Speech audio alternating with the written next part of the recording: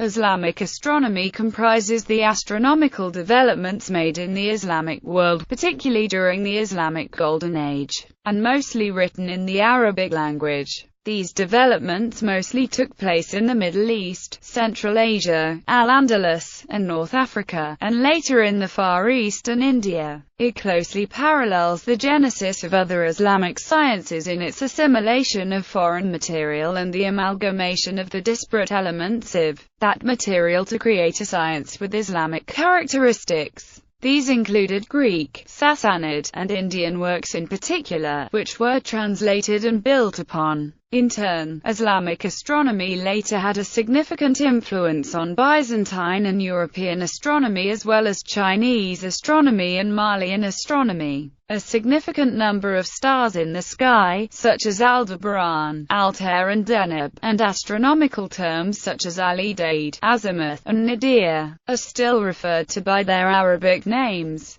A large corpus of literature from Islamic astronomy remains today, numbering approximately 10,000 manuscripts scattered throughout the world, many of which have not been read or catalogued. Even so, a reasonably accurate picture of Islamic activity in the field of astronomy can be reconstructed. History. Introduction. Ahmad Dalal notes that, unlike the Babylonians, Greeks, and Indians, who had developed elaborate systems of mathematical astronomical study, the pre-Islamic Arabs relied entirely on empirical observations. These observations were based on the rising and setting of particular stars, and this area of astronomical study was known as Anwar. According to David King, after the rise of Islam, the religious obligation to determine the Qibla and prayer times inspired more progress in astronomy for centuries. Donald Hill divided Islamic astronomy into the four following distinct time periods in its history. 700 to 825, the period of assimilation and syncretization of earlier Hellenistic, Indian, and Sassanid astronomy. The first astronomical texts that were translated into Arabic were of Indian and Persian origin. The most notable of the texts was Zij al-Sindand, an 8th-century Indian astronomical work that was translated by Muhammad ibn Ibrahim al-Fazari and Yaqub ibn Tariq after 770 CE under the supervision of an Indian astronomer who visited the court of Caliph al-Mansur in 770. Another text translated was the Zij al-Shah, a collection of astronomical tables compiled in Sassanid Persia over 2 centuries.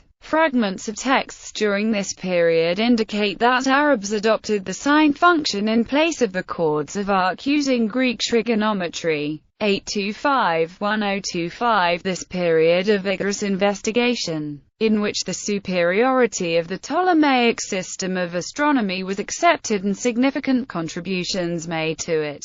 However, Dalal notes that the use of parameters, sources and calculation methods from different scientific traditions made the Ptolemaic tradition receptive right from the beginning to the possibility of observational refinement and mathematical restructuring. Astronomical research was greatly supported by the Abbasid Caliph al-Ma'mun through the House of Wisdom. Baghdad and Damascus became the centers of such activity. The caliphs not only supported this work financially, but endowed the work with formal prestige. The first major Muslim work of astronomy was Zij al-Sind by al-Khwarizmi in 830. The work contains tables for the movements of the Sun, the Moon and the 5 planets known at the time. The work is significant as it introduced Ptolemaic concepts into Islamic sciences. This work also marks the turning point in Islamic astronomy. Hitherto, Muslim astronomers had adopted a primarily research approach to the field, translating works of others and learning already discovered knowledge. Al-Khwarizmi's work marks the beginning of non-traditional methods of study and calculations.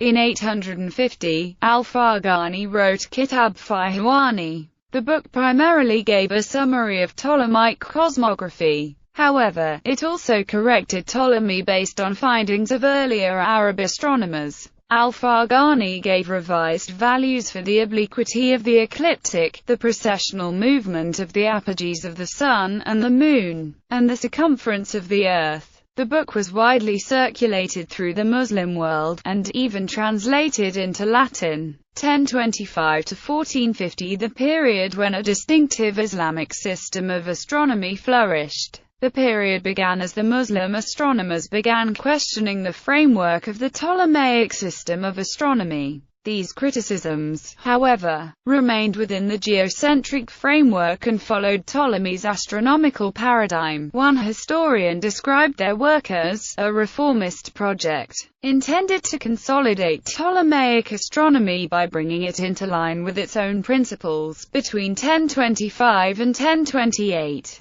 Ibn al-Haytham wrote his al-Shukuk al-Batlamiyas. While maintaining the physical reality of the geocentric model, he criticized elements of the Ptolemaic models. Many astronomers took up the challenge posed in this work, namely to develop alternate models that resolve these difficulties. In 1070, Abu Ubaid al-Jusjani published the Tariq al-Aflaq. In his work, he indicated the so-called Aquant problem of the Ptolemaic model. Al-Jusjani even proposed a solution for the problem. In Al-Andalus, the anonymous work Al-Istidrak al-Batlamiyas included a list of objections to the Ptolemaic astronomy. Other critical astronomers include Muayyad al-Din al-Urdi, Nazir al-Din al-Tusi, Qutb al-Din al-Shirazi, Sadr al-Sharir al-Bukhari, Ibn al-Shatai, and Ali al-Quja. 1450 to 1900, the period of stagnation, when the traditional system of astronomy continued to be practiced with enthusiasm, but with rapidly decreasing innovation of any major significance. A large corpus of literature from Islamic astronomy remains today, numbering around some 10,000 manuscript volumes scattered throughout the world.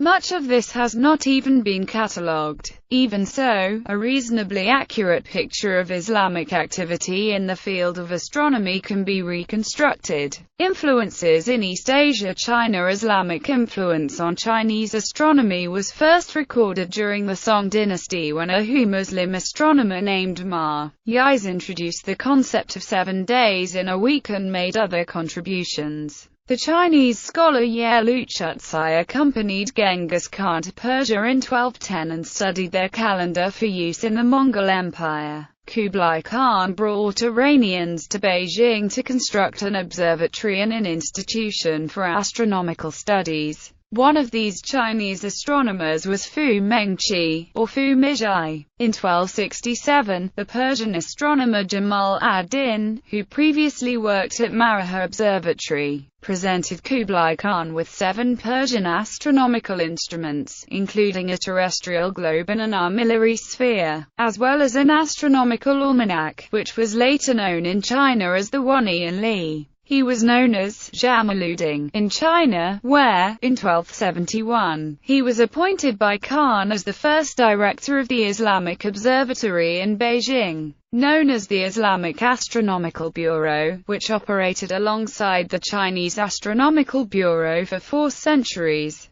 Islamic astronomy gained a good reputation in China for its theory of planetary latitudes, which did not exist in Chinese astronomy at the time, and for its accurate prediction of eclipses. Some of the astronomical instruments constructed by the famous Chinese astronomer Guo Shoujing shortly afterwards resemble the style of instrumentation built at Marigheh. In particular, the simplified instrument and the large gnomon at the Gao Cheng Astronomical Observatory show traces of Islamic influence. While formulating the Shushili calendar in 1281, Shoujing's work in spherical trigonometry may have also been partially influenced by Islamic mathematics, which was largely accepted at Kublai's court.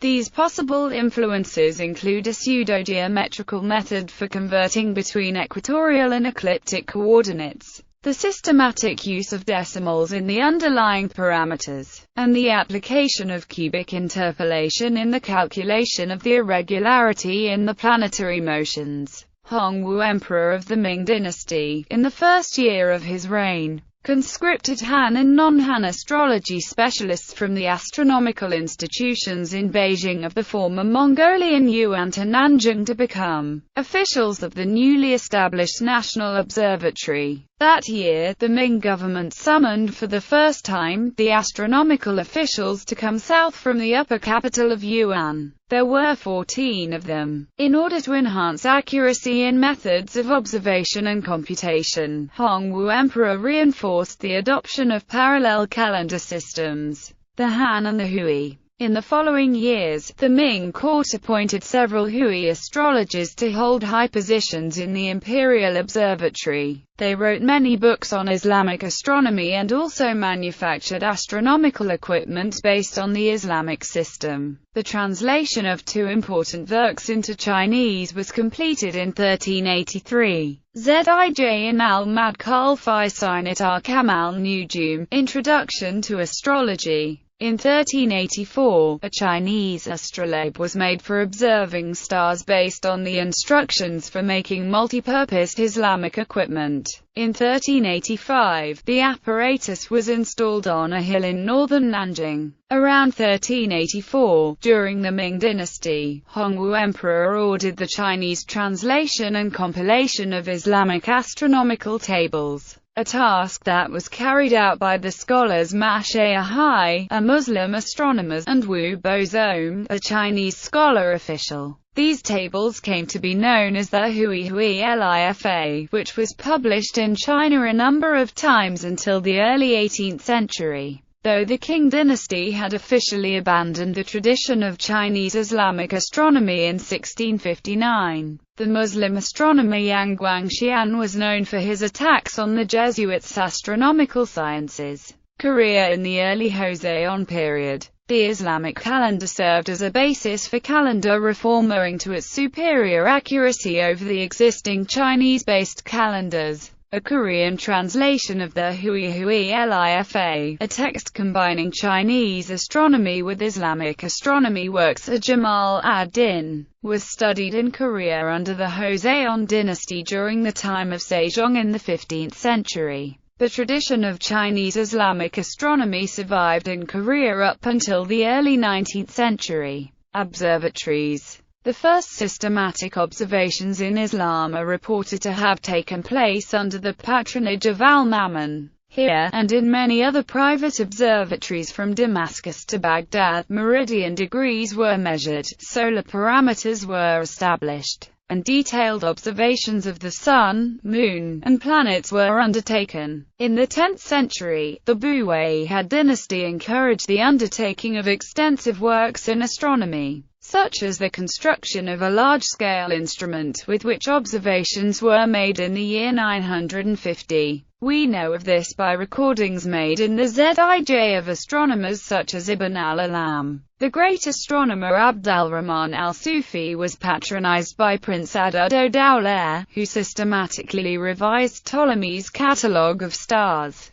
Sharif al-Dawla also established a similar observatory in Baghdad, and reports by Ibn Yunus and al-Zarqal in Toledo and Córdoba indicate the use of sophisticated instruments for their time. It was Malik Shah I who established the first large observatory, probably in Isfahan. It was here where Omar Khayyam with many other collaborators constructed a Zij and formulated the Persian solar calendar aka the Jalali calendar. A modern version of this calendar is still in official use in Iran today. The most influential observatory was however founded by Hulagu Khan during the 13th century. Here, Nasir al-Din al-Tusi supervised its technical construction at Maraha. The facility contained resting quarters for Hulagu Khan, as well as a library and mosque. Some of the top astronomers of the day gathered there, and from their collaboration resulted important modifications to the Ptolemaic system over a period of 50 years.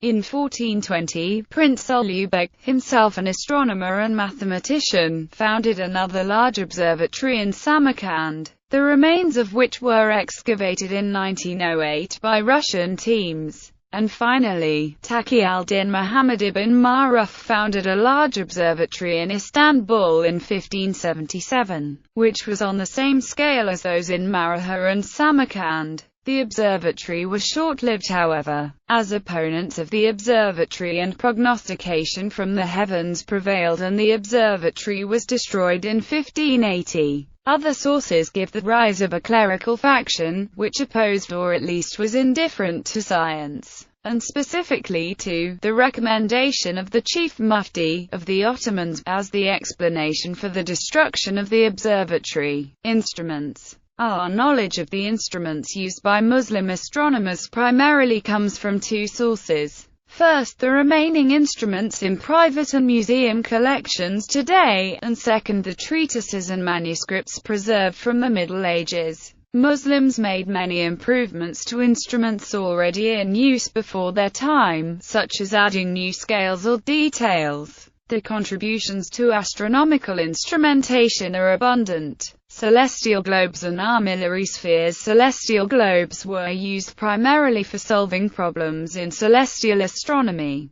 Today, 126 such instruments remain worldwide, the oldest from the 11th century. The altitude of the Sun, or the right ascension and declination of stars, could be calculated with these by inputting the location of the observer on the meridian ring of the globe. An armillary sphere had similar applications. No early Islamic armillary spheres survive, but several treatises on the instrument with the rings were written. In this context, there is also an Islamic development, the spherical astrolabe, of which only one complete instrument, from the 14th century, has survived. Astrolabes. Brass astrolabes were developed in much of the Islamic world chiefly as an aid to finding the Qibla. The earliest known example is dated 315. The first person credited for building the astrolabe in the Islamic world is reportedly Fazari. He only improved it, though the Greeks had already invented astrolabes to chart the stars.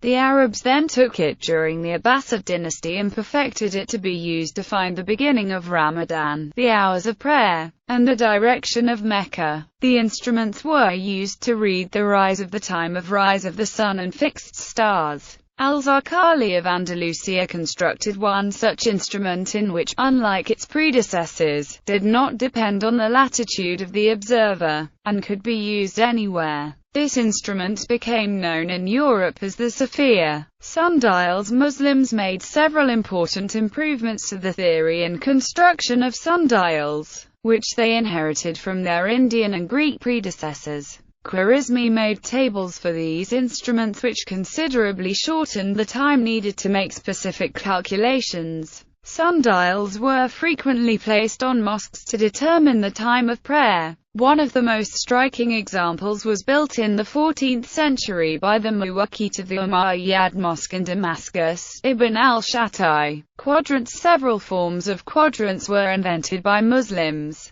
Among them was the sign quadrant used for astronomical calculations, and various forms of the Hori quadrant, used to determine time by observations of the sun or stars. A center of the development of quadrants was 9th century Baghdad. Equatoriums. The equatorium is an Islamic invention from Al-Andalus. The earliest known was probably made around 1015. It is a mechanical device for finding the positions of the moon, sun, and planets, without calculation, using a geometrical model to represent the celestial bodies' mean and anomalistic position.